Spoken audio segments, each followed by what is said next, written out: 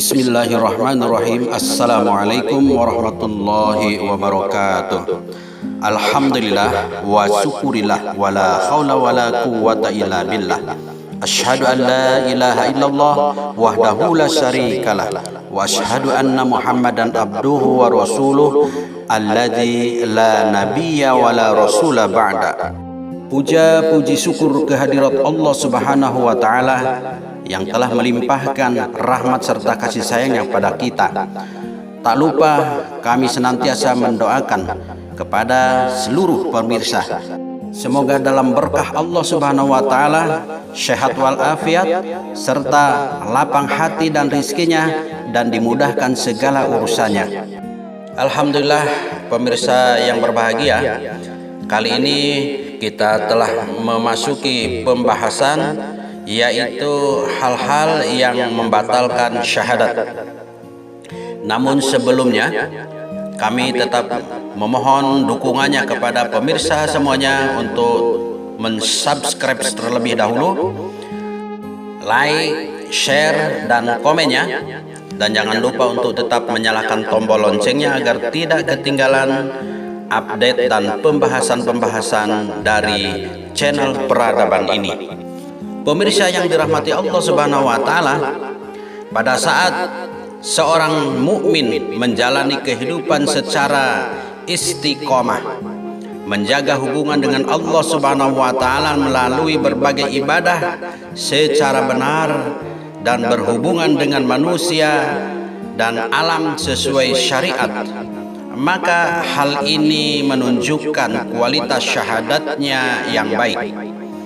Tetapi bila seseorang melakukan berbagai pelanggaran dan dosa, maka hal ini mengindikasikan syahadatnya dalam kualitas buruk. Bahkan syahadat bisa batal bila seseorang melakukan hal-hal yang membatalkannya, seperti menghina syariat. Berikut ini beberapa hal yang dapat membatalkan syahadat. Antara lain, yang pertama, syirik. Syirik dalam beribadah kepada Allah Subhanahu wa taala seperti yang digambarkan oleh Allah Subhanahu wa taala dalam surat An-Nisa ayat 48. A'udzu billahi minasyaitonir rajim. Bismillahirrahmanirrahim. Ya ayyuhalladzina utul kitaba aminu bima nazzalna musaddiqan lima ma'akum min qabli an natmisha wujuhan panaruddaha ala adabariha aw nal'anahum kama la'anna ashabas sabat wa kana amrullahi maf'ula. Sesungguhnya Allah tidak akan mengampuni dosa karena mempersekutukannya atau syirik, dan Dia mengampuni apa yang selain syirik itu bagi siapa yang Dia kehendaki. Barang siapa yang menyekutukan Allah, maka sesungguhnya dia telah berbuat dosa yang besar. Syirik dalam wujud yang disembah selain Allah Subhanahu wa taala, seperti yang Allah firmankan di dalam surat Asy-Syu'ara ayat 71. Bismillahirrahmanirrahim.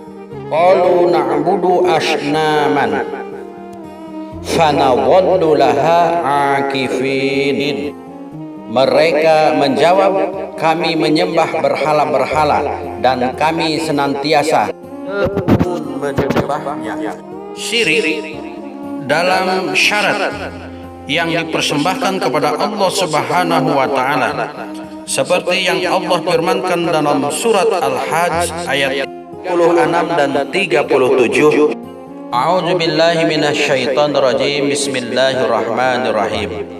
Wal buddana ja'alnaha lakum min sya'airillahi lakum fiha khair fazkuru smallahi 'alaiha shawaf fa iza wajabat junubuha fakulu minha wa at'imul qani'a wal mu'tarra.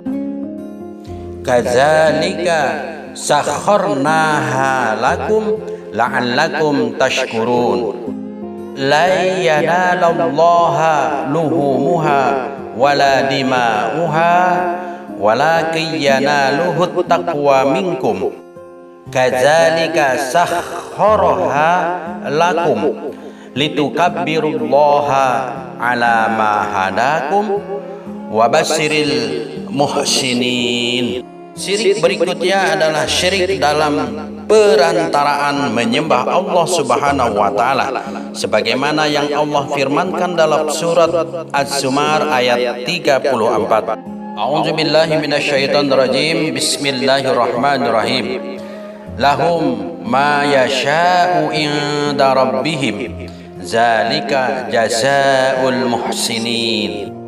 Dan syirik dalam perbuatan mengikuti orang-orang musyrik pada sebagian syariat.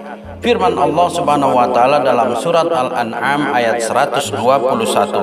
Wa in ata'tumuhum innakum lamusyrikun. Dan jika kamu mengikuti mereka, sesungguhnya kamu tentulah menjadi orang-orang yang musyrik. Selain musyrik, syahadat juga batal disebabkan karena membenarkan faham kesesatan. Kemudian yang ketiga, pembatal syahadat adalah keyakinan bahwa petunjuk dari selain Nabi sallallahu alaihi wasallam lebih sempurna. Pembatal syahadat berikutnya adalah membenci sebagian dari ajaran yang dibawa oleh Rasulullah sallallahu alaihi wasallam. Yang kelima, pembatal syahadat adalah mengolok-olokkan sebagian ajaran Rasulullah sallallahu alaihi wasallam. Dan yang keenam adalah sihir, termasuk juga cenderung kepadanya, atau lebih suka atau hati cenderung suka dengan sihir. Seperti yang Allah katakan atau firmankan di dalam surat Al-Baqarah ayat 102. Kemudian yang ketujuh, pembatal syahadat adalah menzahirkan kemusyrikan dan saling menolong dengan musuh untuk memerangi kaum muslimin. Seperti yang Allah firmankan dalam surat Al-Maidah ayat 51. Pembatal syahadat yang kedelapan adalah keyakinan bahwa sebagian manusia mempunyai keringanan untuk tidak mengikuti syariat Nabi Muhammad sallallahu alaihi wasallam, atau secara khusus anti sunnah.